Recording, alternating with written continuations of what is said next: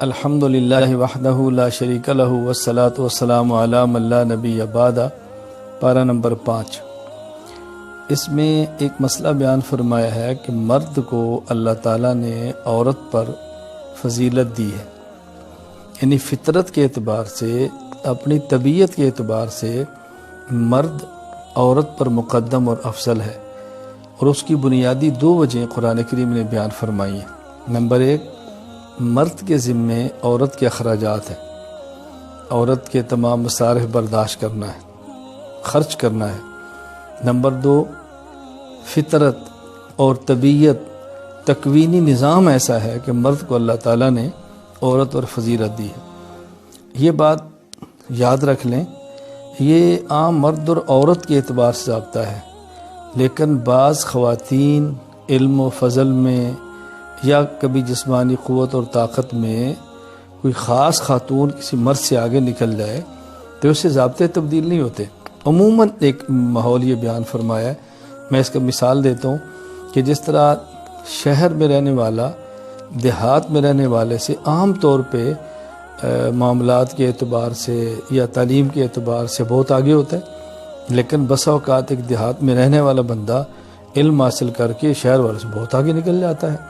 تو ایک ہوتا ہے عمومی نظام، ایک ہوتا ہے خاص کسی بندے کی فضیلت، وہ بالکل الگ چیز ہے۔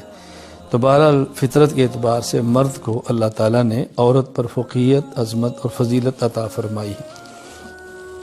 نمبر 2، یہاں طہارت کے مسائل بیان فرمائے ہیں، مثلا وضو بھی کرنا ہے، جب نماز پڑھنی ہو، قرآن کریم کو ہاتھ لگانا ہو، یا کوئی ایسا مسئلہ جہاں طہارت کی ضرورت ہو تو وضو کرنا ہے۔ اور بعض حالات ایسے ہیں کہ جہاں پر غسل کرنا فرض ہوتا ہے، آدمی کو احتلام ہو جائے، اپنی اہلیہ کے پاس جائے تو غسل جنابت جسے کہتے ہیں، عورت حیض نفاس سے پاک ہو تو ان حالت میں غسل بھی کرنا ہوتا ہے۔ تو طہارت کے مسائل بھی اس بارے کے اندر بیان فرمائے ہیں۔ اور ایک اہم بات اللہ تعالیٰ نے پوری زندگی میں شریعت پر عمل کرنے کے حوالے سے یہ بات ارشاد فرمائی ہے۔ نمبر 1، اللہ کی اطاعت کرو، اللہ تعالیٰ کی بات مانو، اور پھر اس کے رسول کی بات مانو، اور پھر فقہا کی بات مانو۔ یہ 3 باتیں کیوں فرمائی ہیں؟ نمبر 1، اللہ تو خالق اور مالک ہے، مخلوق اور مملوک نے بات ماننی ہے، لیکن دنیا میں اس کان سے اللہ کی بات سن نہیں سکتے، اس آنکھ سے اللہ کی ذات کو دیکھ نہیں سکتے۔ تو اللہ کی ذات کو دیکھیں یا بات سنیں گے تو بات مانیں گے۔ اس کے لیے ضروری ہے اللہ تعالیٰ اور ہمارے درمیان ایک واسطہ ہو، اور وہ واسطہ ہے پیغمبر کا۔ وہ اللہ تعالیٰ کی بات کو سنتے ہیں، کوئی براہ راست، کوئی بذریعہ جبرائیل، کسی کی طرح میں اللہ تعالیٰ القاء فرماتے ہیں۔ اور پھر ہمارے پیغمبر پاک عربی ہیں، ہم اجمی ہیں، عربی نہیں جانتے، اور کوئی عربی سمجھتا ہو تو قرآن و سنت کی تہہ تک نہیں پہنچ سکتا، اور پھر وہ نبی کی بات کیسے مانے؟ اس کے لیے فرمایا کہ فقہا کی بات مانو، یعنی فقہا نبی ہی کی بات کی تشریح اور وضاحت کرتے ہیں۔ اللہ تعالیٰ کی بات کو قرآن کہتے ہیں، پیغمبر کی بات کو حدیث کہتے ہیں، فقہا کی بات کو فقہ کہتے ہیں۔ تو گویا اللہ تعالیٰ نے یہاں قرآن کریم، حدیث مبارک اور فقہ، اللہ تعالیٰ، مصطفیٰ اور فقہا تینوں کو ماننے کا حکم دیا ہے۔ پھر اللہ تعالیٰ نے ایک اور مسئلہ ہم بیان فرمایا کہ سورۃ الفاتحہ میں یہ بات فرمائی کہ مجھ سے دعا مانگو، اہدنا الصراط المستقیم، اے اللہ ہم کو صراط مستقیم پر چلا۔ صراط مستقیم کیا ہے؟ صراط الذین انعمت علیہم، یعنی جن پر آپ نے انعام فرمایا ان کے راستے پر چلا۔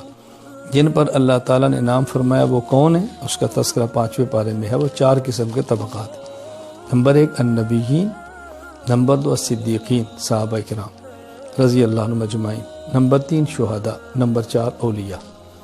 پہلی بات، انبیاء کی بات مانو، ہر علاقے میں نبی نہیں، صحابی کے نقش قدم پر چلو، ہر علاقے میں صحابی نہیں، شہید کے نقش پر چلو۔ شہید ظاہر شہادت کے بعد ہماری بات کو سن بھی لے تو بتائے گا کیسے، رہنمائی کیسے کرے گا؟ پھر میں اولیاء کے نقش قدم پر چلو۔ گویا کہ جن پر اللہ نے انعام فرمایا وہ 4 قسم کے لوگ ہیں، اور ہمیں چاروں کے نقش قدم پر چلنے کا حکم دیا گیا ہے۔ لہذا نبی کے راستے پر بھی چلنا ہے، صحابہ کو بھی تھامنا ہے، شہداء سے بھی قریب رہنا ہے، اور اولیاء امت کو ہرگز نہیں چھوڑنا. ہم نے ان چاروں کی اتباع کرنی ہے، نقش قدم پر چلنا ہے. پھر اس صورت میں اللہ تعالیٰ نے قتل کے احکام بیان فرمائے. کوئی جان بوجھ کے قتل کرے تو اس کی سزا کیا ہے، بھول سے قتل ہو جائے، چوک ہو جائے، قتل خطا، تو اس کی سزا کیا ہے، قتل عمد، قتل خطا، دیت کب ہوتی ہے، فدیہ کتنا ہوتا ہے. تو یہ احکام اللہ تعالیٰ نے 5ویں پارے کے اندر بیان فرمائے. پھر اس پارے میں اللہ تعالیٰ نے عام نمازوں کا ذکر تو فرمایا کہ نماز پڑھنی ہے تو طہارت کرو، نماز کا ارادہ ہو تو خود پاک کرو، اور بطور خاص 2 نمازوں کا ذکر فرمایا. ایک نماز ہے صلاۃ الخوف، جب میدان جنگ میں ہوں، خوف سوار ہو، یعنی سارے نماز پڑھتے ہیں دشمن اکبر حملہ نہ کر دے، تو وہاں کیسے نماز پڑھنی، اسے کہتے ہیں صلاۃ الخوف. اور پھر نمازوں میں سے بطور خاص والصلاۃ الوسطیٰ، عصر کی نماز کا ذکر فرمایا، کیونکہ یہ کاروبار کا وقت ہے، مشغولیت کا وقت ہے. عموماً اس وقت میں ذرا مسجد کی طرف جانا ایک تاجر کے لیے مشکل ہو جاتا ہے، تو یہاں پر بطور خاص عصر کی نماز کا ذکر بھی فرمایا. اور اللہ تعالیٰ نے پھر منافقین کی حالت بیان فرمائی ہے کہ منافقین نہ ادھر کے ہوتے ہیں نہ ادھر کے ہوتے ہیں، درمیانے بیچارے پھنسے پڑے ہوتے ہیں. کہیں دین میں فائدہ دیکھا تو ادھر لپک گئے، کہیں دنیا دار فائدہ دیکھا تو ادھر چلے گئے، اللہ کے نبی کی بات ماننے میں دنیا کی غرض دیکھی تو وہاں دوڑ گئے، اور جب وہاں دنیا کا نقصان نظر آیا تو ان کو چھوڑ گئے. یہ منافقین کی حالت ہے. مذبذبین بین ذالک لا الہ الا ولا الہ الا. تو ہمیں ایسا نہیں ہونا چاہیے. مسلمان کو پکا ایک موقع پر رہنا چاہیے. نفع نقصان کا مالک اللہ ہے. دنیا میں کبھی بظاہر نفع بھی ہوتا ہے، کبھی بظاہر نقصان بھی ہوتا ہے. اصل نفع نقصان آخرت کا ہے. اور سب سے آخر میں 5ویں پارے میں اللہ تعالیٰ نے ایک بہت پیاری بات ارشاد فرمائی، ما یفعل اللہ بعذابکم ان شکرتم وآمنتم. دیکھو اگر تمہارا عقیدہ ٹھیک ہو، اللہ کی نعمت کا شکر کرو، اللہ تمہیں عذاب کیوں دے گا. معلوم ہوا اللہ تعالیٰ کے عذاب سے بچنے کے لیے بنیادی طور پر 2 باتیں بہت اہم ہیں. نمبر 1 عقائد کا ٹھیک ہونا، نمبر 2 اللہ تعالیٰ کی نعمتوں پر شکر ادا کرنا. عقیدہ نہیں، تمام عقائد کا ٹھیک ہونا ضروری ہے. اللہ تعالیٰ ہمیں ہر عقائد بھی ٹھیک فرما دے. اللہ تعالیٰ اپنی نعمتوں پر ہمیں شکر کرنے کی توفیق عطا فرمائے. وآخر دعوانا ان الحمد للہ رب العالمین.